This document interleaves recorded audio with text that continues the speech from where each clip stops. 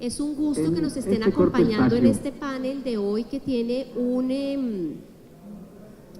digamos un título muy interesante y que quiero compartir con todos ustedes, y es el tema de la educación educativa o disrupción educativa, que son dos enfoques interesantes del uso de las TIC en la educación. Yo en esta tarde me siento muy complacida porque me acompañan tres personas con amplia experiencia en el uso de las tecnologías en la educación y personas con las que he tenido el gusto de trabajar en otras oportunidades. Quiero darle la bienvenida y presentar brevemente a cada uno de ellos a la vicerrectora de la Universidad Uniminuto, la doctora Marlene Castillo. Ella es una persona con un amplio conocimiento en este tema de tecnología educativa, sobre todo que su enfoque ha sido principalmente en el tema de desarrollo de educación virtual. No por nada, hoy por hoy, vice, usted está liderando la Uniminuto, que es una de las universidades de mayor reconocimiento en el país por toda su gestión a distancia. ¿Con cuántos alumnos ya, vice? En educación a distancia tenemos 87.000 estudiantes y en el sistema 128.000. Muchas gracias. Bueno, ella es doctora de educación de la Universidad de Nova de Estados Unidos, magíster de Administración del ISTEM, México, ingeniera industrial de la Universidad Autónoma de Occidente, licenciada en Química, bióloga de la Universidad Santiago de Cali, y pues como les estaba comentando, lleva muchos años liderando este tipo de procesos de incorporación de las TIC en la educación superior.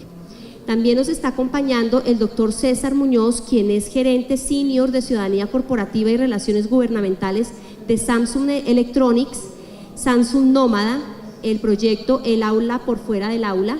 Con César tuve el gusto de trabajar unos años en el Ministerio TIC.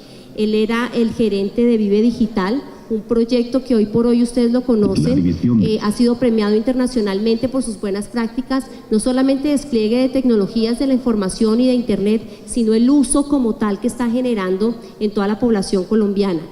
César tiene más de 18 años de experiencia en proyectos sociales, ha liderado distintas estrategias, trabajado también en telecomunicaciones rurales y sociales, en Telefónica, ha sido gerente de consultoría de negocios en Andersen, y pues tiene, digamos, una mezcla muy interesante que es toda la parte corporativa mezclada con esa conciencia social. Muchas gracias, César, por acompañarnos en el día de hoy.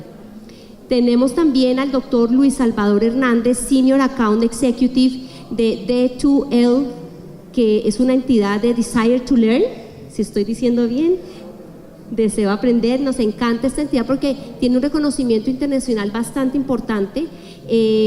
Luis Salvador, además pues de ser una persona que tiene amplio conocimiento en los temas de TIC, es ingeniero de electrónica de la Universidad Simón Bolívar, tiene un magíster en telecomunicaciones de la Universidad Central de Venezuela, un posgrado en educación virtual, de la OEA. Yo también tengo ese posgrado, Luis, obligatorio, es cierto, muchas gracias. Entonces somos compañeros de aulas virtuales. No nos dejaban. Oye, qué dura esa especialización, ¿no? Se la recomiendo, es una especialización que ya tiene muchísimos docentes, sobre todo colombianos, les cuento, para el uso de todos los modelos de aprendizaje disruptivos que se están dando en América Latina y en otros sitios. Él es el profesor de la Universidad Central de Venezuela y tiene un amplio conocimiento del tema de desarrollo de las tecnologías en la educación y ha sido, digamos, una persona muy inquieta en cómo sacarle mejor provecho a las tecnologías. Este panel de hoy es un panel en el cual estamos buscando que cada una de las personas que nos están acompañando con amplia experiencia en estos temas haga una exposición de 10 minutos. Ellos traen lo mejor de su experiencia para presentarlo hoy en Virtual Educa. Entonces brevemente cuentan toda la experiencia que tienen. Después entramos con 2 preguntas que previamente les enviamos a nuestros panelistas, muy cortas, las vamos a resolver, y después pasamos a las preguntas que ustedes tengan por hacerles. Por favor, aprovechen porque son pocos los paneles que tenemos personas de semejante perfil como los que nos están acompañando en la tarde de hoy. Entonces, vicerrectora, siga, por favor. Bueno, muy buenas tardes para todos. Yo no puedo hablar sentada, entonces yo creo que de ahí sentada no puedo ni mover. Pero, ¿cuántos que tengo, Marta? Escasos 10 minutos, voy a tratar. Bueno, lo que hicimos para hoy es hablar un poco de las tecnologías, pero en el transcurso de la historia, porque ¿qué sucede? Creemos que lo que estamos haciendo hoy en educación virtual y a distancia es de vanguardia, y creemos que porque hoy usamos el internet o los diferentes dispositivos, antes no existía la educación virtual y a distancia. Entonces, ¿qué es lo que hemos hecho nosotros? Nosotros le hemos denominado es hora de empezar. Pues es hora de empezar a entender que la educación virtual a distancia no es solamente el uso de tecnologías. Las tecnologías son un medio para poder llevar la educación, nos lo facilitan. Y no es el hoy, porque hay veces me dicen, no, es que ya ese es el presente, otros me dicen es el futuro. Y entonces, ¿qué pasó hace 40 años? Hace 50 años. Vamos a mirar qué ha pasado en el transcurso de estos años.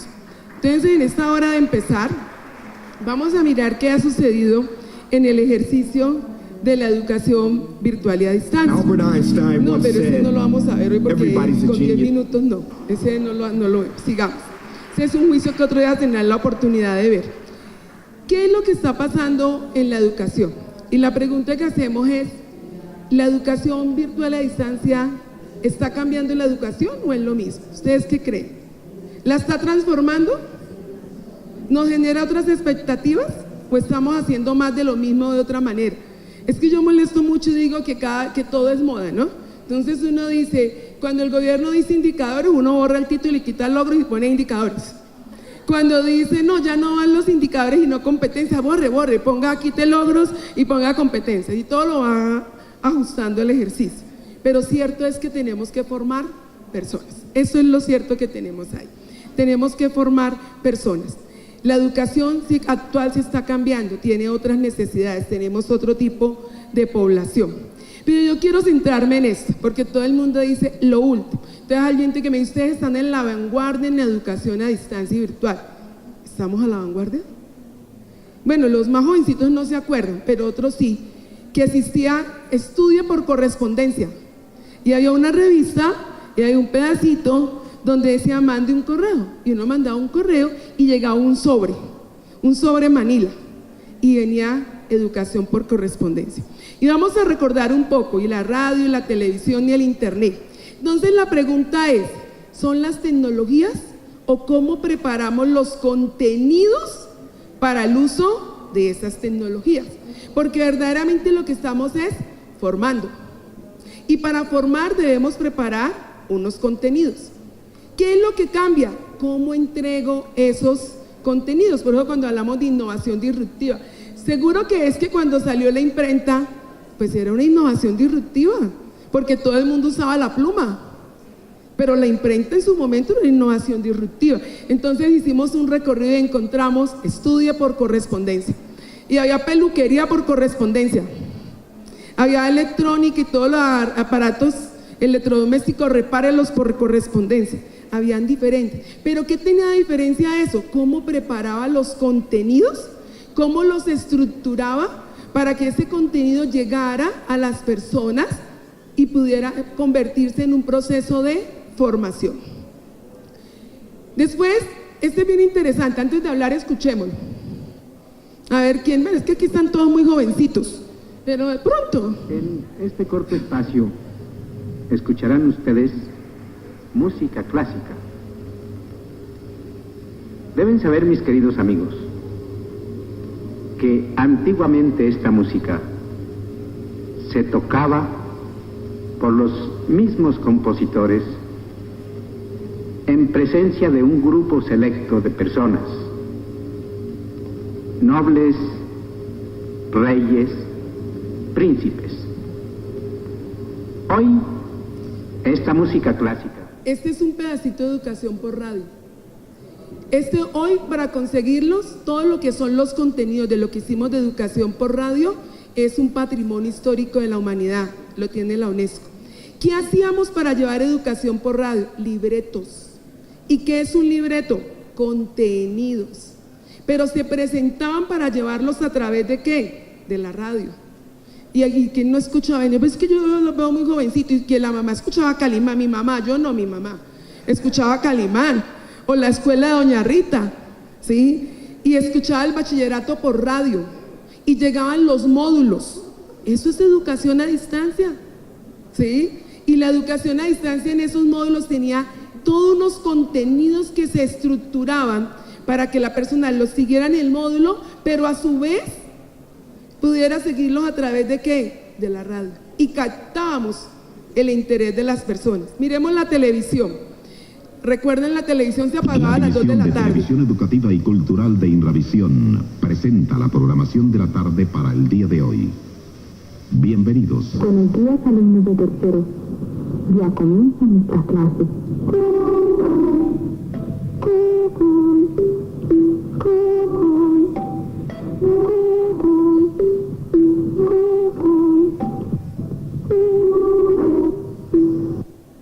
Educación por televisión. Entonces, no, la televisión, cuando era la Inravisión nomás, se apagaba a las 2 de la tarde y volvía a empezar a las 4 de la tarde con Plaza Sésamo. ¿O no se acuerdan de Plaza Sésamo? Pero entre 2 y 4 de la tarde y se ven jovencitos y yo, ¿qué hacen así? Todos hacen. Pero la educación entre las 2 y las 4 de la tarde era la educación a distancia. ¿Pero por qué? Por una innovación disruptiva que en ese momento era la televisión. Pero los contenidos tenía que ser el mismo libro o la misma que preparábamos para educación por radio, no. Era coger el contenido y prepararlo para llevar ¿en qué? En educación por televisión, ya que había imagen. Y estoy volviendo a hablar de disrupción, porque es que uno habla de disrupción y no solamente piensa en el internet, en el PC, en los móviles, en Facebook, pero la educación a distancia tiene toda una historia. Por eso insisto que para mí lo más importante es esos contenidos. ¿Cómo preparamos esos contenidos para hacer el uso de las tecnologías apropiados para ese proceso de formación, para ese proceso de transformación que deseamos realizar y acompañar a nuestros estudiantes en ese proceso? Ahora, ¿hacia dónde vamos? ¿Cuál es el camino? ¿Hacia dónde caminamos? Entonces después llega el internet o las grandes, cuando todo era satelital, y montaban unas grandes antenas. Yo tuve la oportunidad de conocer una aquí en algunas universidades y la gente tenía que reunirse. Eso empezó más que todo aquí en Colombia, el Tecnológico de Monterrey, y a través de esas grandes antenas vía satelital llevaban la educación a distancia. ¿Y qué había que preparar? Contenidos. Para no tirarme más de 10 minuticos. ¿Cómo prepararnos para el futuro? Cuando no es posible predecirlo. Yo decía algo loco en estos días en la universidad. ¿Qué es lo único cierto que tenemos con lo que nos podemos comunicar en toda Colombia? Y imagino que en muchos países latinoamericanos. El AM, la radio. Porque el AM llega a todas partes. Y decía yo, pero podríamos volver a la radio. ¡Qué tan innovadora! Ya los chinos lo están haciendo. Los chinos hacen educación a distancia por radio. Siguen usando la radio. Pero después mirábamos que el AM y decíamos y el internet, y nos dimos cuenta que en muchas partes de Colombia el problema no es el internet, el problema es que no hay conectividad eléctrica, no hay conexión eléctrica. Hay en partes de Colombia donde no hay corriente eléctrica. O sea, ¿qué podemos llevar? Sí puede haber conectividad, puede haber internet, pero el estudiante no puede conectar su PC o su móvil para poder transmitir o recibir sus clases. Podríamos volver a la radio, esa llega a cualquier parte. ¿Qué tocaría otra vez? Volvemos al mismo sentido, los contenidos, cómo preparamos contenidos. Más tema, entonces uno va y uno visita universidades y encuentra unas aulas invertidas. ¿Saben qué son las aulas invertidas? ¿No? Les voy a dar ejemplo con tecnología facilito, aunque la esencia es otra. Una aula invertida está dotada de todas las condiciones de tecnología. Esa es una condición porque no siempre tiene que ser de tecnología. Pero pensando en lo más sofisticado, es una aula 360 grados, donde el estudiante está en un espacio donde puede generar toda una interacción con sus compañeros a través de sistemas tecnológicos. O en general es que permite la participación del estudiante en una comunidad con el otro. Y nosotros decíamos, montemos aulas invertidas. ¿Y qué nos ganamos con montar aulas invertidas si los profesores no están preparados para llevar los contenidos a este modelo, para interactuar? Si todavía queremos seguir con la cátedra magistral que creemos que todo tenemos que decirlo, o sea, podemos tener todas las tecnologías, pero si nosotros no rompemos esos paradigmas y creamos nuevos paradigmas, la tecnología no nos va a facilitar nada y los contenidos no se preparan para ello. Este personaje, muchos lo han escuchado, Sugata Mitra en su aula en la nube.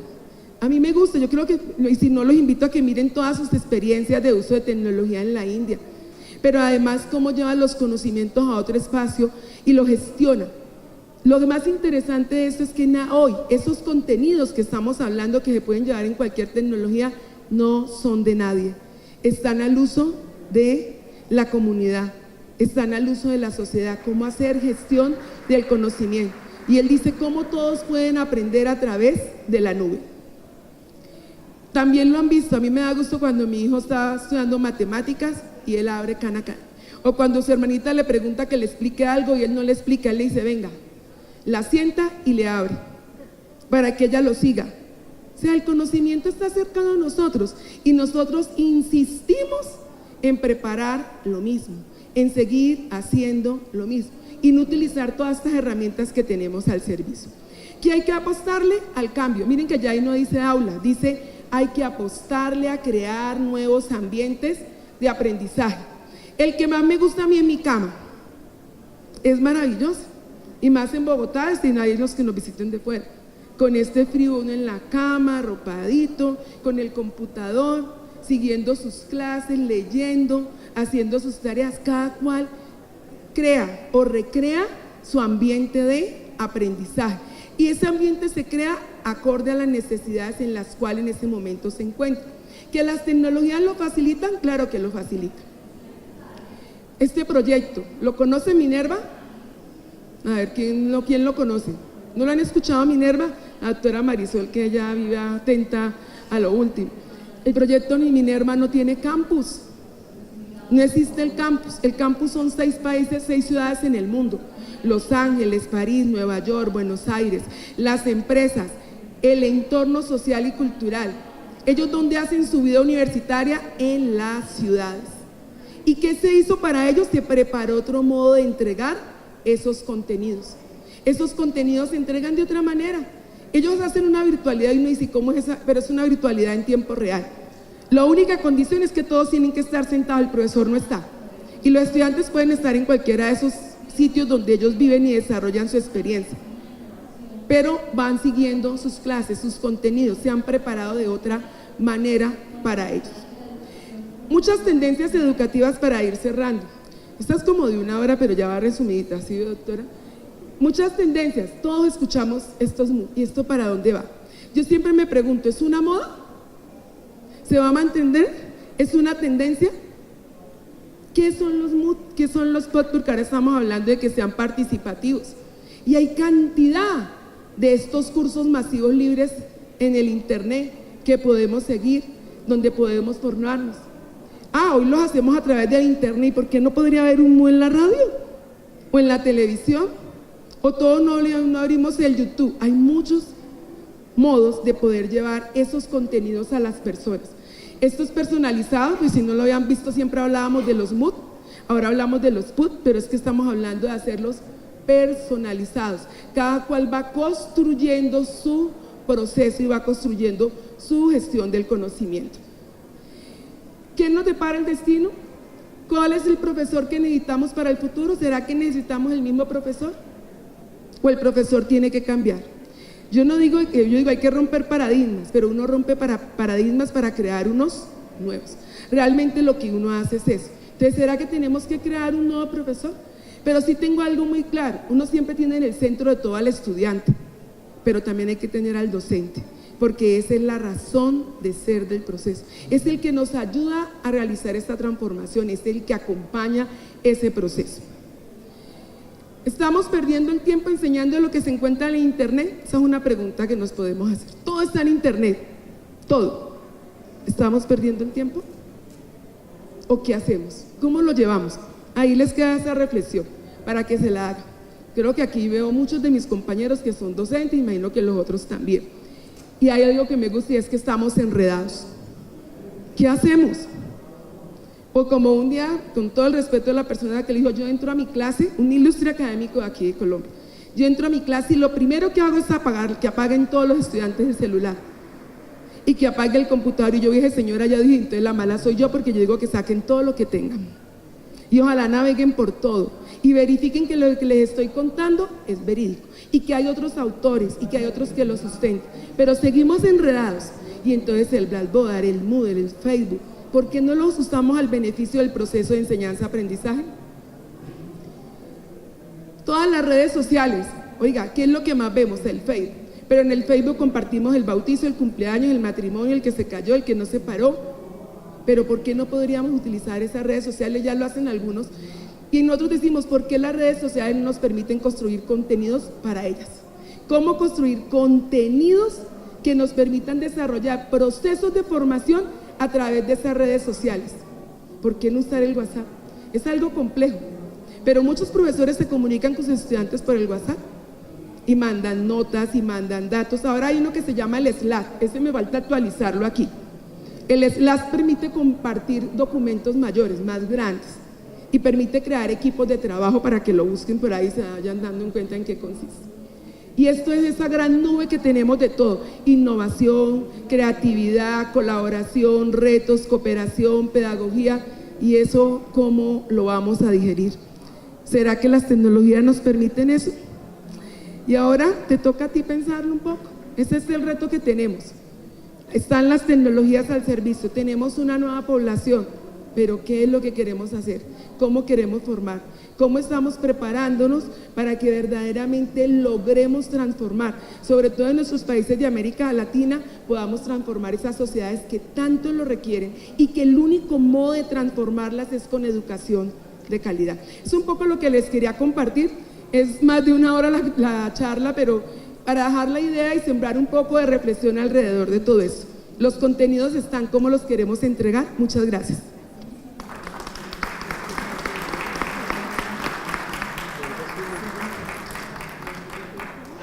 Hola, buenas tardes. Bueno, mi nombre es César Muñoz y como le dijo Marta, yo soy responsable de la estrategia de responsabilidad social de Samsung en Colombia. Y en Samsung estamos convencidos de que creemos en los innovadores del mañana. Queremos ayudar a construir a los innovadores del mañana en Colombia. Como empresa coreana estamos convencidos que la educación, la tecnología y la innovación son un motor grande de desarrollo social y económico en el país. Por experiencia propia, en Corea lo vivieron. Entonces, Juli, avanzan por favor. Estamos enfocados en dos temas: en la innovación para la educación. Por un lado, cómo hacemos para innovar en las prácticas educativas, cómo hacemos para utilizar la tecnología de una manera más ágil en el uso de ellas dentro del aula o fuera del aula. Y lo otro es en la educación para la innovación. ¿Cómo hacemos nosotros para que estos jóvenes que están hoy en día, que son lo que siempre nombramos el futuro de nuestro país, para que estos jóvenes realmente sean capaces de innovar en lo que van a hacer en un futuro? Entonces, arrancamos hace unos 4 años aquí en Colombia con esta aula en la Universidad Javeriana. Es un aula y ya lo hemos replicado en varios lugares en el país.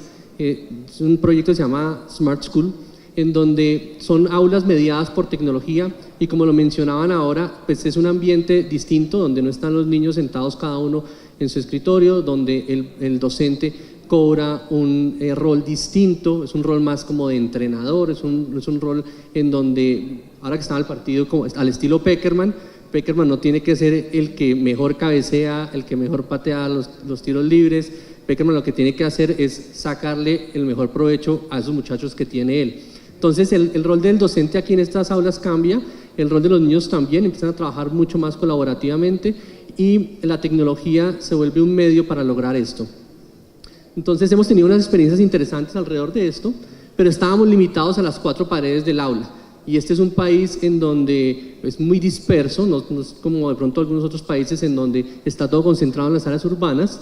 Y encontramos también que hay muchas dificultades, por un lado retos geográficos en nuestro país, niños que tienen que hacer una travesía épica para llegar a su escuela, otros que tienen otro tipo de barreras, como los muchachos que están recluidos en centros de responsabilidad penal, que están en hospitales, que están en centros de adopción. Entonces empezamos a pensar, si es tan difícil a veces para el niño ir al aula, ¿cómo puede más bien el aula ir al niño? Estamos en esta época de la tecnología, estamos en esta época de la movilidad y este es básicamente la aproximación nuestra. Los niños de Tarapoto cuentan con una edad más o menos entre 4 a 8 años. El recorrido de ellos de la primaria es de 2 horas, pero cuando estamos en verano nos toca salir a pie. La duración está oscilando entre 3 horas a 4 horas para llegar a esa comunidad. Riesgo sufren los estudiantes al ir a estudiar. Los botes no son adecuados. Los rayos que pueden quemarlo en el trayecto por la lluvia, los derrumbes de los árboles y las culebras que se encuentran.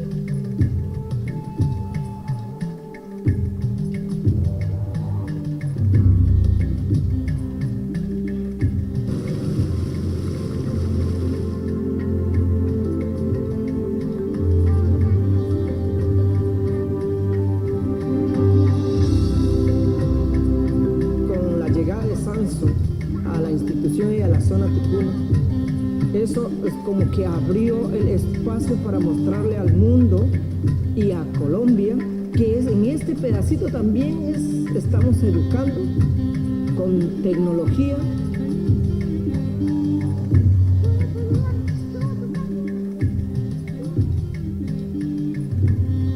Con muchas historias que contar. Entonces, esa es la evolución de nuestras aulas Smart School, cómo lo volvíamos móvil, cómo hacíamos para tener una experiencia de aula fuera del aula. Y básicamente nosotros, obviamente que con esta experiencia que hemos tenido los últimos 4 años en investigación con las universidades, etcétera, aprendimos mucho sobre cómo se hace apropiación de tecnología aquí en Colombia.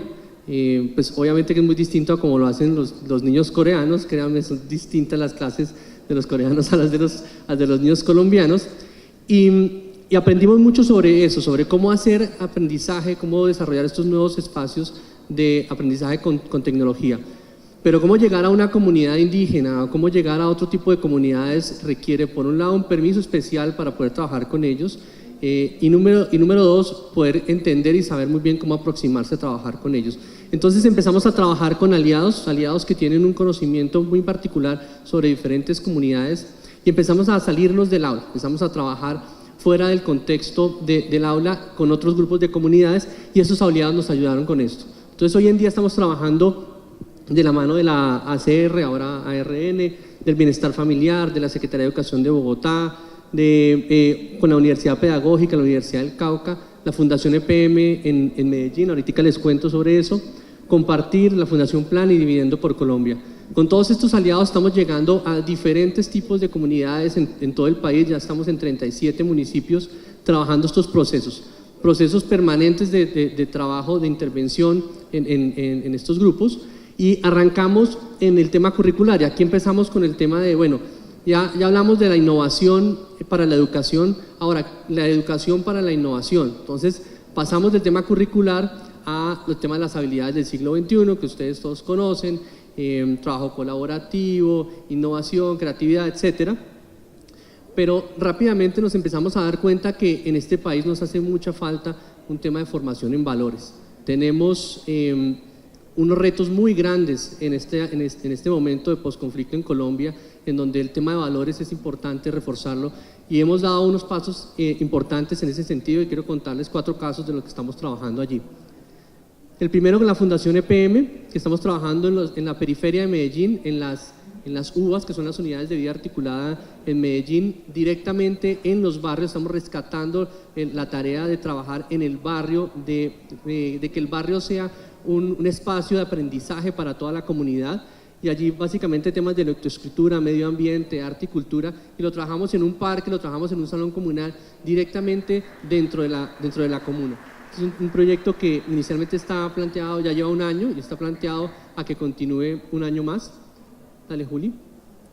El segundo es con Plan, que estamos trabajando en Cartagena, en el barrio Nelson Mandela, Allí estamos trabajando temas de fortalecimiento de género con las niñas. Ustedes saben que Cartagena es un espacio en donde está muy propuesto a la violencia de género estamos trabajando también temas de paz, participación y derechos con ellas. Sigue, Juli. Estamos también con el bienestar familiar trabajando en el Redentor, en el centro de reclusión del Redentor, en procesos de resocialización. Estos son jóvenes que realmente lo único que les importa en la vida es salir de allá. Y cuando uno llega a trabajar con ellos, les tienen una cantidad de actividades, es muy difícil motivarlos. Pero el hecho de poder llegar a aproximársele con tecnología ha generado una dinámica completamente distinta dentro de ese trabajo de resocialización. Entonces estamos trabajando proyecto de personal de vida, nivelación académica, algunos temas de oficios y competencias. Entonces los jóvenes ya están empezando a pensar en qué estudiar cuando salgan. Es un proyecto bien bonito aquí. Y por último, la Agencia Colombiana para la Reintegración en temas de valores ciudadanos de paz, en temas de prevención del reclutamiento. Por ejemplo, tenemos una dinámica en la que trabajamos como un juego de quién quiere ser millonario, pero quién quiere prevenir el reclutamiento. Y trabajamos con ellos directamente también en las comunidades que están en proceso de reintegración. Entonces, les dejo como reflexión, nosotros normalmente estamos pensando en ese tema de educar para innovar en estas habilidades del siglo XXI, pero nuestro país hoy en día necesita reinventarse directamente en cada una de las comunidades, aproximarnos distinto a la manera en que hemos estado haciéndolo sobre nuestros problemas sociales, sobre la realidad que se vive en cada barrio, en cada comunidad. Y de pronto un mecanismo interesante para hacerlo es a través de la tecnología, de cómo aprovechar la tecnología para fortalecer estos temas de valores y de paz que tanto necesitamos. Gracias. Semana pasada en Baja California, Ensenada. Al otro lado del mundo, en el evento FIMPES, se puede nombrar otras instituciones. En FIMPES, CETIS, más de 100 universidades de México, que bajo una asociación le van mostrando al mundo cómo van viendo ellos la educación. Muchas gracias, profesora, por su exposición allá. Y bueno, me voy a poner de este lado un poco más cómodo. Primero, este es el mejor ambiente que yo he visto para hablar de educación disruptiva, porque tenemos un espacio de conferencia disruptivo. Lo que hablan al lado se escucha, lo que hablan de aquel lado se escuchan, y lo que se habla por aquí se escucha mal. O sea, estas son las condiciones perfectas para hablar de los temas de disrupción. Así que bueno, mejor no me puedo sentir. Ay, no, claro, sí.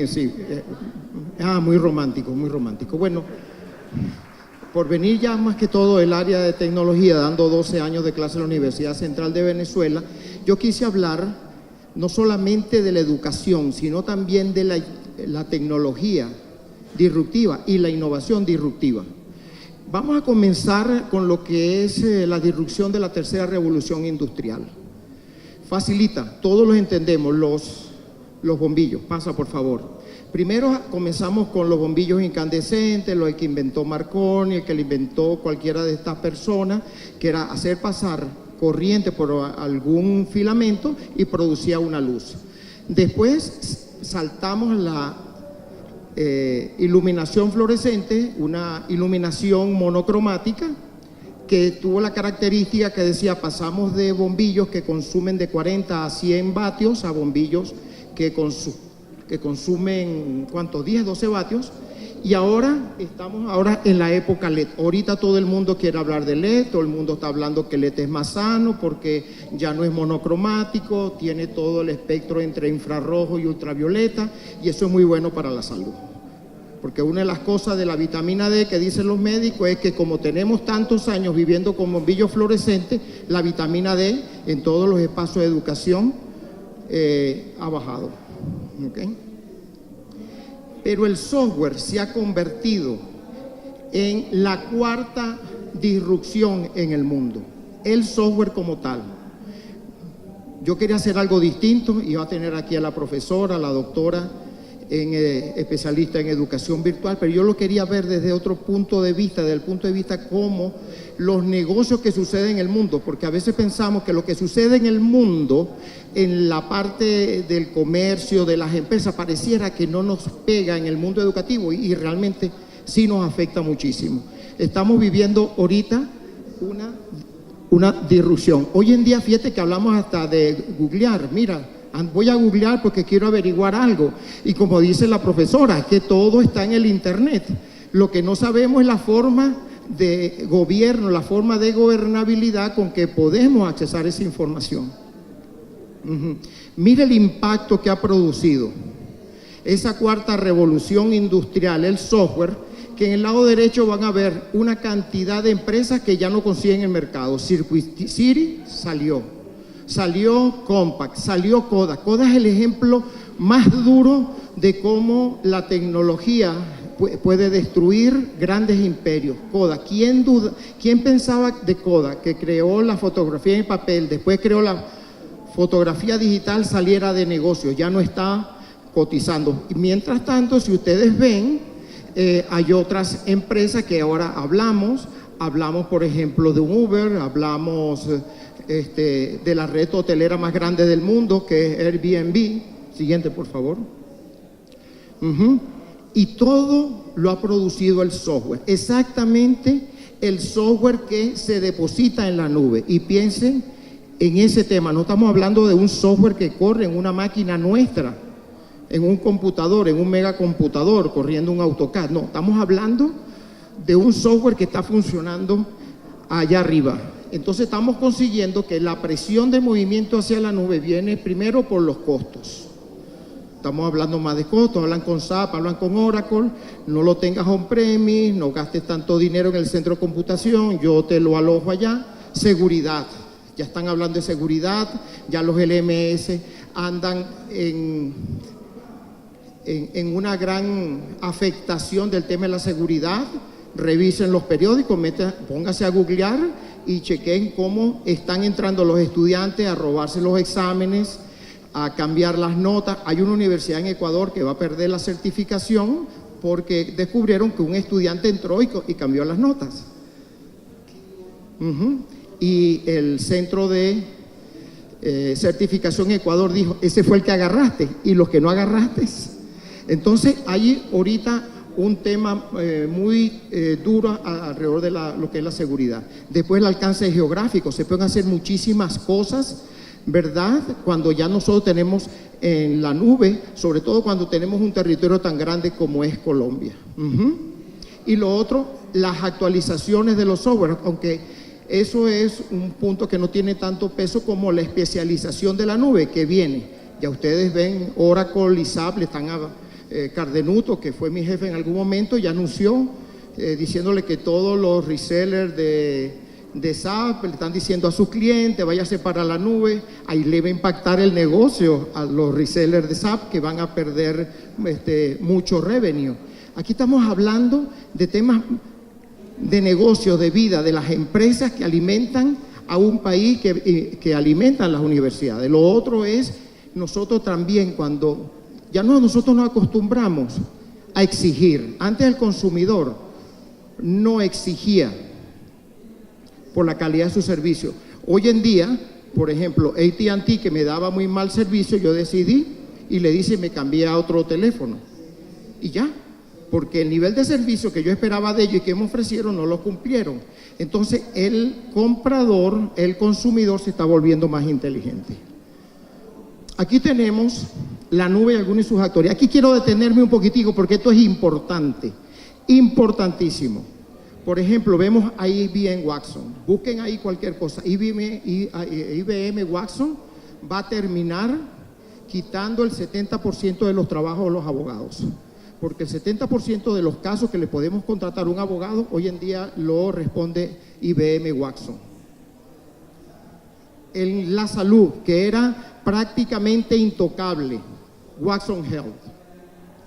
Tienen ahí, ahora salieron por allá en el otro lado de Asia, alguien que vio cómo Amazon y eBay está obteniendo dinero de la gente y apareció Alibaba. Ahí tenemos ¿Quién se imaginaba hace 8 años que el portafolio de Microsoft Office, qué sé yo, el PowerPoint, el Word, el Excel y qué sé yo, ahora tenemos que correrlo en la nube? Y me causa mucha incomodidad cada vez que no hace la certificación y me dice, su licencia todavía no está certificada, usted tiene que esperar, trata más tarde. Pero que aquí no hay nada de Microsoft, menos mal. Ok. Ajá. Mire, por ejemplo, Airbnb es la red hotelera más grande del mundo y no es dueño de un solo colchón a nivel mundial.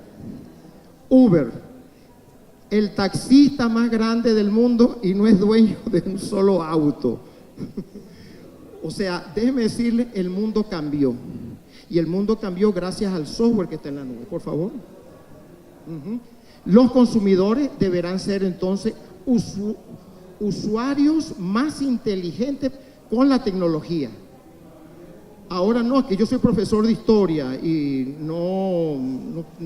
yo no soy de computación. No, señor, usted tiene que desarrollar cierta habilidad para manejar ese tema de la tecnología en la especialidad que usted es, por favor. Entonces vamos a conseguir, estos son los negocios disruptivos actuales, en viaje, gobierno, consumo de bienes. Adelante, por favor, ventas al detalle, medios de comunicación, tecnología, bancos, finanzas, medicina y los modelos educativos. Adelante. ¿Qué más ejemplo que el dueño, fundador, creador de Cara de Libro? El señor Cara de Libro descubrió que la educación no servía para nada, que era mejor producir dinero, pero por orgullo con su papá, 10 años después, el fundador de Cara de Libro se graduó hace 2 meses y medio. Fue la noticia en todas las redes sociales. Nos enteramos porque es una red social que está en la nube y que nos informa de todo. Eso nos llama a la reflexión. ¿Qué es lo que está pasando con nuestra educación? ¿Lo estamos haciendo bien o dónde estamos fallando? Adelante, por favor. Entonces estamos consiguiendo que están apareciendo nuevos mercados a los cuales tenemos que atender. Hay nuevos modelos educativos, que hay toda una cantidad de gente investigando, desarrollando y haciendo doctorado.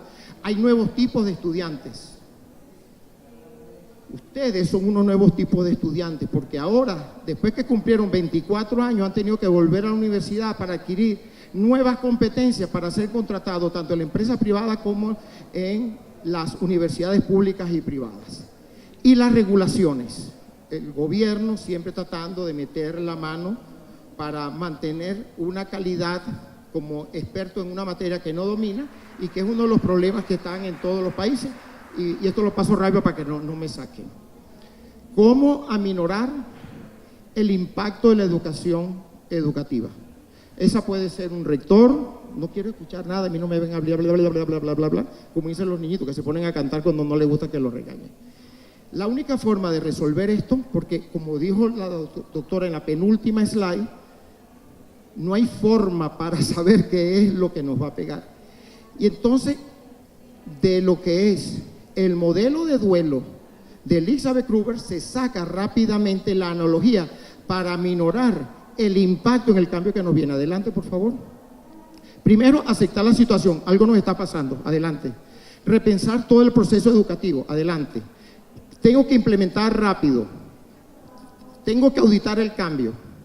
Y eso es muy importante. Debemos de auditar el cambio. Proceso que no se puede auditar es un proceso que nunca se puede mejorar.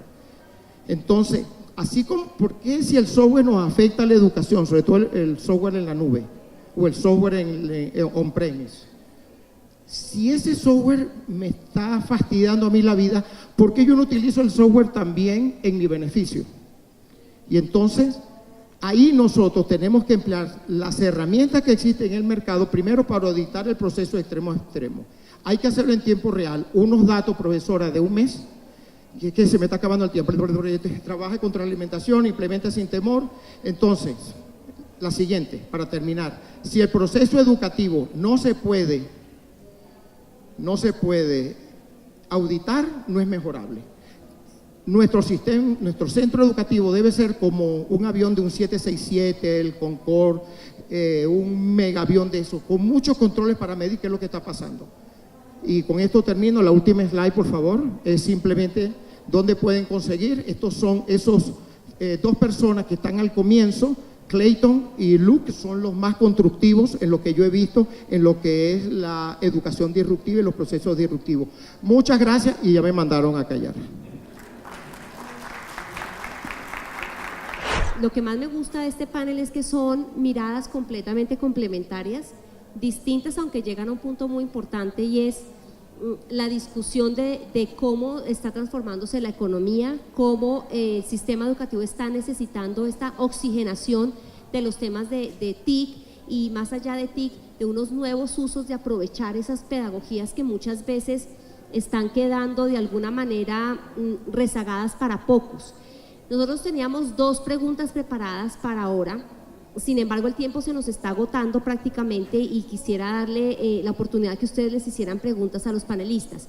Pero entonces voy a ir con una pregunta específica y clara, fusionando un poco la que ya les había enviado, señores panelistas, que igual creo que hay una discusión interesante alrededor de este tema, y es, después de ver las exposiciones de ustedes, nos queda claro que el tema de la innovación disruptiva es una constante que se está dando internacionalmente.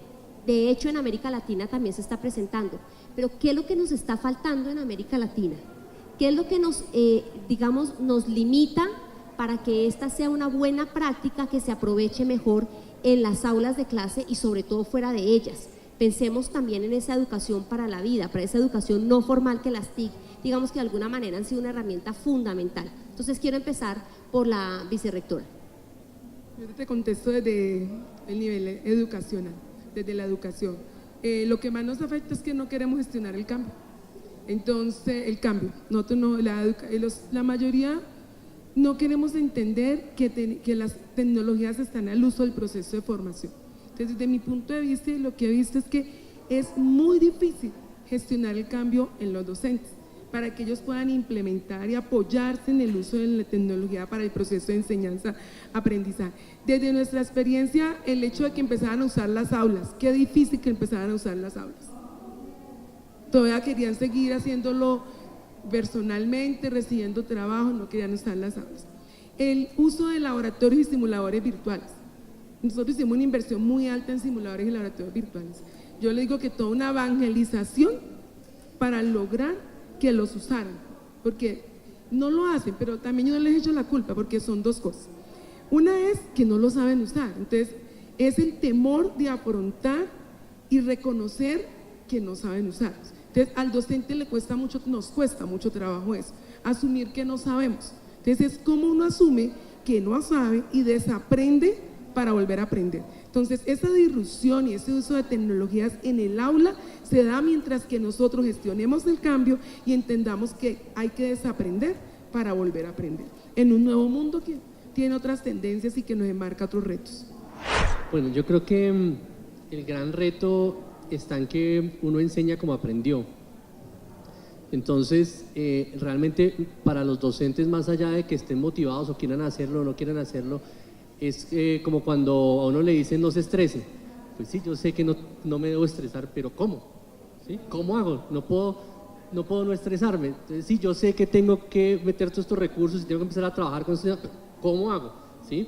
Entonces creo que allí tenemos un reto grande en poder compartir cada vez más estas experiencias, en que haya apoyo. Ahora veníamos de un panel de redes de trabajo docente, en donde cada uno vaya dando pasos en la medida también de su propio camino, de su propio ritmo, porque a veces también llegamos con implementación de unos modelos específicos y de forzar ciertas cosas con los docentes.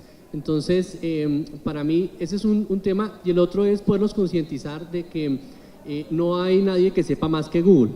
Entonces, en el momento en que un docente se quita ese peso encima de tener que saber más que lo que los muchachos pueden encontrar en la red, y que empieza a trabajar directamente con ellos al mismo nivel, hombre, aquí todos estamos aprendiendo, aquí todos vamos a investigar, aquí todos vamos a empezar a innovar también dentro del aula, creo que el tema se puede empezar a facilitar. Bueno, si el cambio que se está dando lo lideriza el sector educativo, y eso significa que el sector educativo tiene que pensar más rápido, actuar más rápido y exigir más rápido, vamos a resolver la problemática que se presentó cuando salieron los LMS al mercado hace unos 18 años, que era que la tecnología jalaba el proceso educativo. Lo que tenemos que poner ahora es el proceso educativo que jale la tecnología, y para eso la educación tiene que moverse mucho más rápido. La tecnología es la carreta, la parte educativa son los caballos. No pongamos la carreta delante de los caballos, y así se resuelve la gran incógnita educativa.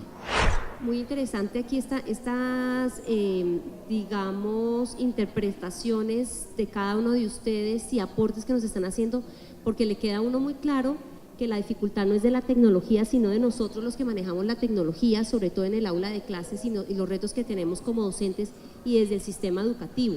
Eso nos lleva a un montón de reflexiones, y muchas gracias a todos ustedes por compartir sus experiencias, y veo que si bien son enfoques distintos, llegamos a un punto absolutamente común, y eso es bastante valioso porque aquí tenemos diferentes, digamos, aristas de abordar esta problemática.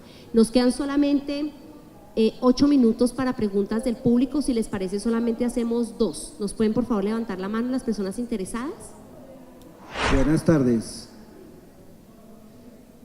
Disculpe, bueno, es muy común observar en los adolescentes, más que todo, que desarrollan una visión muy hedonista de la tecnología, el uso estrictamente recreativo. ¿Cómo inducirlos a que hagan un uso más didáctico, más orientado al aprendizaje? Bueno, yo creo que está en nuestras manos poderles poner a ellos retos y poderles poner a ellos temas que les llame de verdad la atención y que juegue con su curiosidad y con su capacidad de entrar a mirar las cosas en detalle. Nosotros, les voy a dar un ejemplo de una actividad que hicimos hace mucho tiempo. Cogimos un Walkman, a algunos de ustedes les tocó el Walkman, probablemente, ¿sí? Con un cassette, y pusimos una grabación de supuestamente un niño de hace 50 años que escribía cómo le pegaban en la mano con la regla, cómo jugaba con tiza en el tablero, etcétera. Y esto eran 40 niños en un aula escuchando este Walkman completamente callados. Les dimos este niño nos envió un mensaje hace 50 años al futuro en la tecnología que había en ese momento. Ahora vamos a que ustedes le envíen un mensaje al futuro a un niño con la tecnología que hay hoy. Y les entregamos las tablets. Esta era la primera clase que teníamos y la gran mayoría de ellos nunca había trabajado con tablets. Y estos eran niños que al principio ni siquiera pues sabían ni cómo prenderla. Y empezaron a trabajar, no pueden hacer ninguna pregunta, ustedes tienen que enviarle un mensaje a estos niños. A estos niños les parecía fantástico enviarle un mensaje a un niño del futuro dentro de 50 años, ¿sí? Y se engancharon ahí. Las tablets tenían internet, tenían capacidad de entrar a juegos, tenían capacidad de entrar a redes sociales, etcétera, pero estaban tan enganchados con el tema que al final de los 40 minutos en donde ellos no podían hacer ninguna pregunta, solo trabajando entre ellos, estaban ya editando videos, poniéndoles música, poniéndoles títulos, y la interfaz era en inglés, ni siquiera ellos podían leer porque estaba en inglés, pero estaban fascinados con la posibilidad de enviarle un mensaje a un niño de 50 años, dentro de 50 años. Entonces, en la medida en que nosotros podamos jugar con la curiosidad de los niños y poder utilizar como herramienta, estoy de acuerdo en que la pedagogía es lo primero que viene, pero utilizar como herramienta que los engancha a ellos muy bien, creo que ese tema puede ayudar muchísimo a que no sea simplemente un tema de que ellos estén viendo cómo jugar Angry Birds en clase. Muy interesante las charlas. Quisiera preguntar, y básicamente por la última exposición, ¿cómo usted lo está viendo desde la perspectiva de todo lo que hay alrededor del mundo para poder captar y que los alumnos puedan, o los estudiantes puedan incorporar dentro de su quehacer estas actividades? ¿Cómo ven ustedes que la industria está pidiendo hoy por hoy ciertas cosas que la academia no está respondiendo? ¿Cómo nosotros desde la perspectiva académica podemos hacer ese vínculo? Un vínculo que siento, a mi percepción, ha sido divorciada todavía, ¿verdad? Esa es la gran pregunta que hizo que naciera Virtual Educa.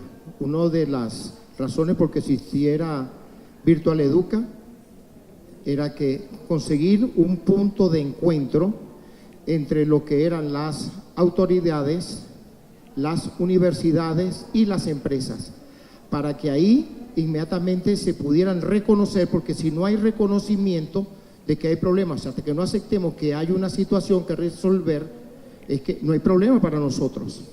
Entonces, en este tipo de foro tienen que darse de manera abierta y multidireccional la comunicación entre autoridades, empresas e instituciones educativas. ¿Qué es lo que ha sucedido? Y es lo que yo he visto, porque yo he estado en ambos lados del escritorio.